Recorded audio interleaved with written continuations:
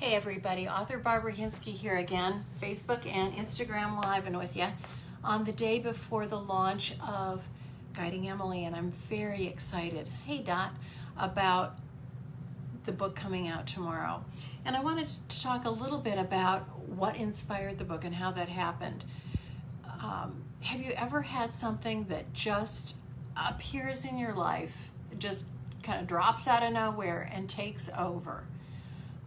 It's happened to me a couple of times, more than that, in my life, and this is definitely probably the most pronounced happening of that for my life.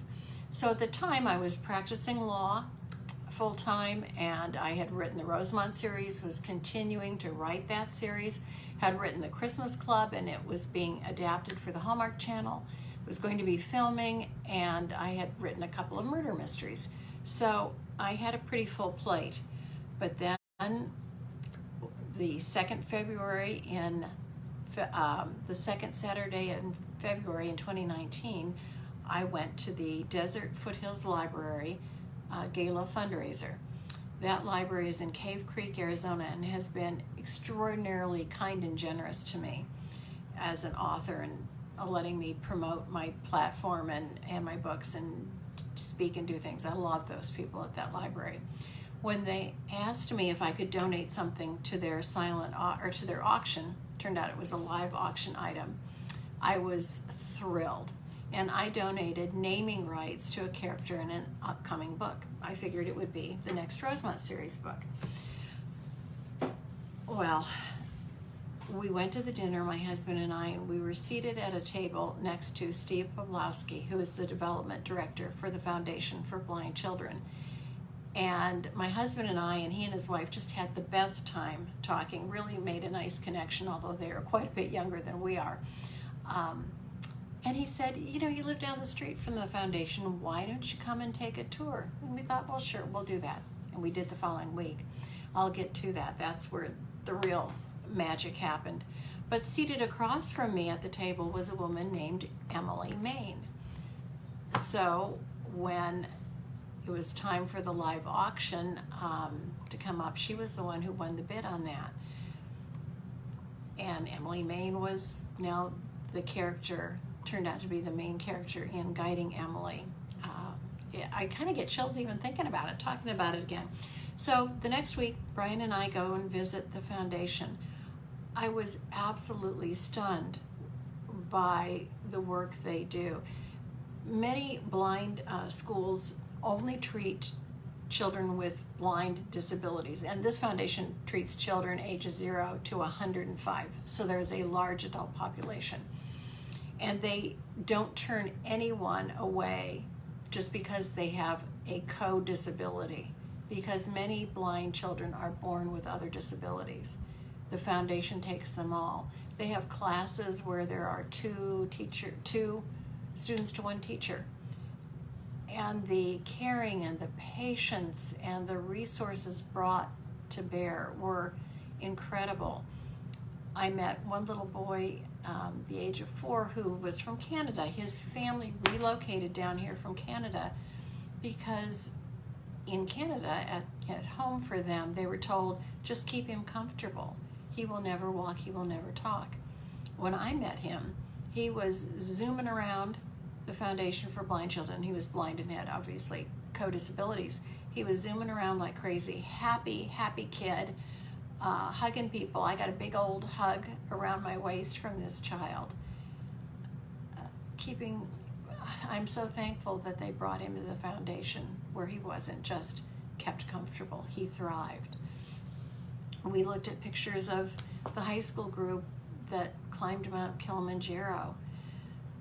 Steve told me tons of stories that I don't have time to relate now, but I will in times to come. And when we came to the Braille Library, I looked on the wall and there was one of those great big old presentation checks for $1 million from Major League Baseball. And I looked at that and I just felt this electric charge through my body, and I said, I want a check on that wall from me for $2 million. But I'm not rich. But you know what, I am a novelist, and a book can make that kind of money. So I decided I'm gonna write a book, and I'm gonna split the proceeds with the foundation, and I'm going to raise money for them. And I said to Steve, what else do you need? And he said, we need awareness of the isolation that the blind face within the sighted community, and I've talked about that. So that's February. I retired from my practice of law in July of that year. The day after I walked out of my office for the last time, I boarded a plane and went to Winnipeg to be on set for a week with the Christmas Club. And when I came home, I started writing Guiding Emily. Before I started writing, the foundation was extraordinarily kind and generous to me. Spencer Churchill gave me white cane training. Julie Rock, who's one of their counselors, has spent a lot of time talking to me about what the blind and newly blind go through and being a good beta reader for my book. She's also the handler of Nioki, who's the prototype for Garth in Guiding Emily. And she's my dog trainer. You've heard me talk about her. She's just fearless and is a wonderful human being. The doctor at the foundation was very helpful in guiding my research and helping me select a way that Emily loses her sight, so that we didn't also have a brain injury, because the story isn't a medical story. It's a story of how someone with this terrible accident and terrible thing happened to her, how she survives and thrives and goes on with her life. It's a story of triumph. It's not a medical procedural. And I talked with, all the vocational trainers, and I'm probably going to leave somebody out now, and I don't want to, because they were wonderful. A friend introduced me to Christy Siefkin, who's the local weather forecaster for our Channel 10 Fox affiliate. She's a puppy raiser, has been for guide dogs for the blind, and she made connections with me at GDB, so I got to spend 3 days there behind the scenes learning their process. All of this, in book time, this is extraordinarily fast. For this book to be basically, in a little more than a year, a book that required heavy research with an author who wasn't a full-time author for most of that time, to now be published, having gone through all the editing and all the beta readers for technical excellence. And I did have to make some changes on some of the, particularly the puppy raising aspects I didn't get right. And I met with puppy raisers. Everything has gone smoothly. The process of coming up with a title was easy. Normally that's just tortuous. The cover design took about half an hour. That can take weeks. I am led to believe that this was so meant to be. So I'm ready. I'm excited as I've ever been. Tomorrow's my birthday. I decided I want to launch this thing on my birthday. What better gift could I give myself than this dream of mine of reaching people, encouraging, uplifting, honoring, and raising money for the foundation. What a better day to really kick that off in earnest. So that's what I'm doing. And I also, since you know that half of the proceeds from the book are going to go to the foundation, I invite and encourage you to follow along with them.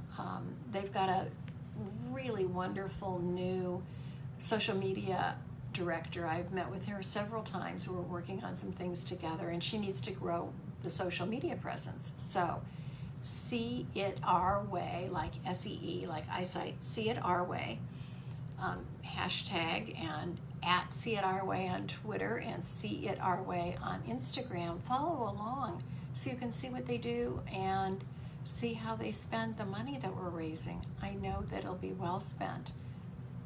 They closed down like all the blind schools have worldwide during the pandemic, but they've become a thought leader now in virtual content for the blind. I'm so impressed and enthused with what they're doing. And a lot of this isn't professionally produced stuff. This is all teachers with a cell phone creating lesson plans. There's a teacher of the blind in Croatia who is relying on the content they're producing. They're reaching all over the world, and as I said, now they've emerged as a thought leader in this virtual training, which I think we're going to be needing for a while yet. It's a worthy goal, a worthy organization, so please join me in learning about them. Follow, like, and please, if you're prayerful, say a prayer for Guiding Emily tomorrow. Wish us the best, and I'll give you updates. And thank you from the bottom of my heart for all of your support, recommendations, sharing of posts, reviews, encouragement to me personally. It has been sustaining and such a joy. I am so grateful. Okay, everybody, take care. Bye.